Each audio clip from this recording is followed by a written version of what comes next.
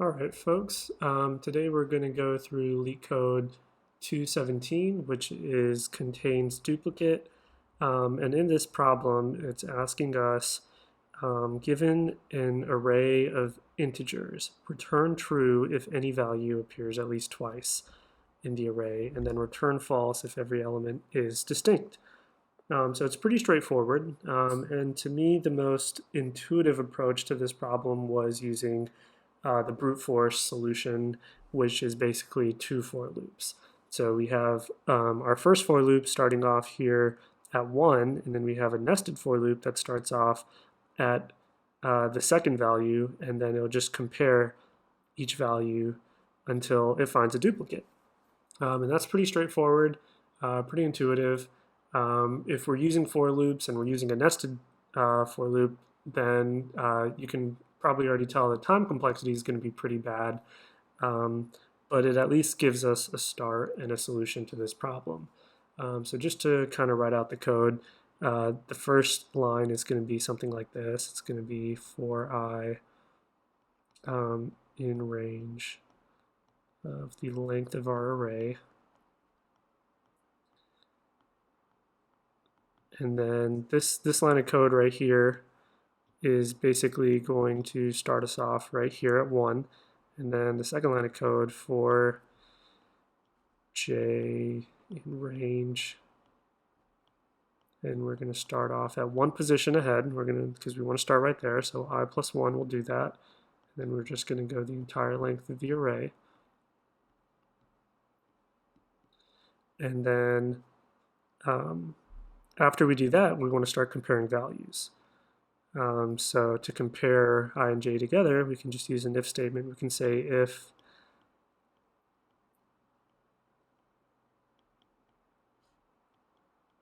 if I is equal to j, we want to return true.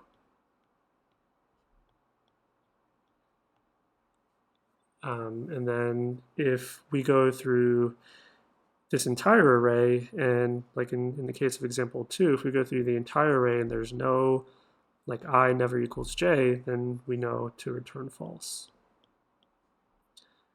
So we can just write return false outside of these for loops. So after everything executes, if there's no duplicate found, it's false. And so the funny thing is when I wrote this, I was really confident in my solution, but then when you go to submit it on Leetcode, it takes a while for Leetcode to grade the solution. But funny enough, it runs into a time exceeds error. And it does that because you can see in the corner it's 65 out of 75 test cases are passed. But when it hits that 65th test case and it uses a very large data set, so a very large N, Leetcode will actually just time out because there is a basically a parameter in Leetcode where if you're using an algorithm of O of n squared time complexity, it can only handle around 10 to the 4th power amount of values. So it's going to get the time limit exceeded error whenever Leetcode's data set is, or test case is greater than 10 to the 5th amount of values. So that threw me off for sure. But there is, lucky for us, there is a better approach. And I discovered while studying this problem that if you simply sort the array before iterating through it and comparing values, the time complexity goes down significantly. And to kind of make more sense of that, let me draw it out actually. So when we sort our array, nums.sort, when we sort our array, we're essentially using what's called the heap sort algorithm. And I could make a whole separate video on heap sort, but instead what I'll do is I'll link 2 other videos I found really useful to understanding heap sort in the comments or in the description of this video. And basically what heap sort is doing is it's using a binary search tree to sort our numbers array or our nums array. And anytime you're using a binary search tree, you're going to have O of log n time complexity. So that's something to keep in mind when we reach the end of this solution.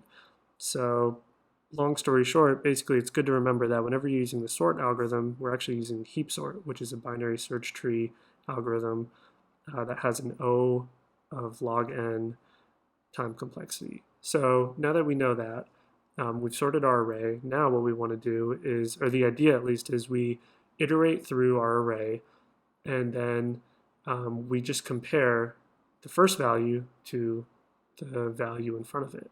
So instead of doing a nested for loop, we do, first let's iterate through the array. So for I in range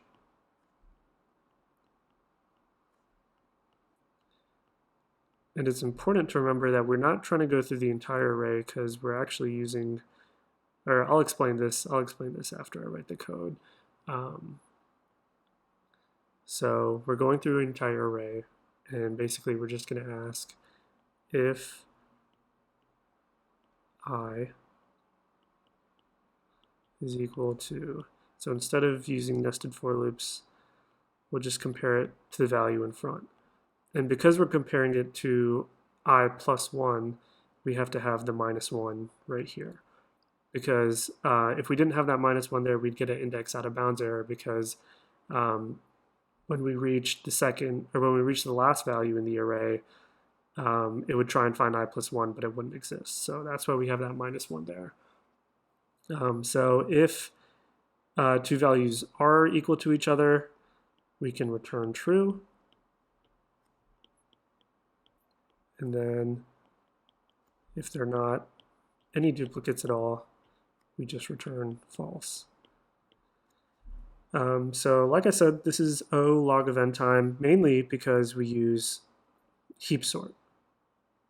That's the main reason this whole solution has O log of n time, but we're also iterating through the array. So that's O of n time. So since we have O of n and O log of n, the total time complexity is actually going to be O n log n time complexity. So there's actually an even faster way to do this, and it uses a hash set. So to solve this problem using a hash set, the idea is that we can store all our values of the array in a hash set by passing through it, and then we can basically check and see like iterating through the array, we can check and see if that value is in our hash set, and if it is, return true, and then if it isn't, then the for loop completes, and then we return false. So to draw the code for that, we have a hash set that's equal to set.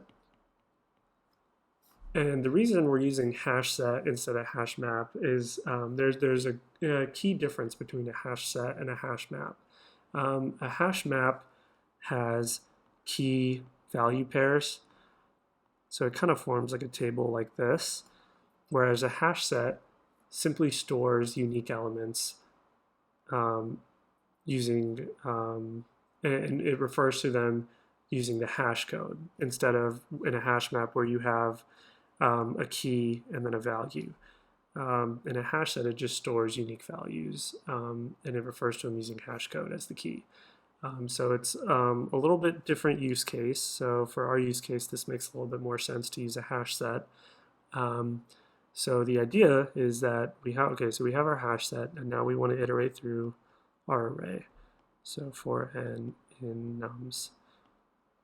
So now we're iterating through the array, and we want to add each value to our hash set. So we can use the add keyword, hashset.add n. So now that we've added all our values to our hash set, we want to check if there's a duplicate in the hash set. So before we even add a value to our hash set, we can actually write an if statement. And we can say if n in HashSet return true. So basically, the reason we write this before we even add is if we have an example array here, 1, 2, 3, 4, and 1, basically what we're doing is when we start here at 1, we can say, okay, is 1 in a hash set? No, because we don't have anything in our hash set yet. So we can just, then the computer knows, okay, so we can add that. And then when we reach 2, it'll do the same thing. We'll say, okay, is 2 in our hash set yet? No, we only have 1. Okay, add it. And it'll keep on going to 3, 4, and then when it finally gets back to 1, it'll say, okay, is 1 in our hash set? Yes, return true. So because we're using a hash set, this actually gives us a linear time complexity. So it actually gives us O of n because we're just searching and inserting for n amount of times, which is, in this case, n equals 5, so 5 times. So the time complexity is actually much quicker. And this solution is accepted on Leetcode.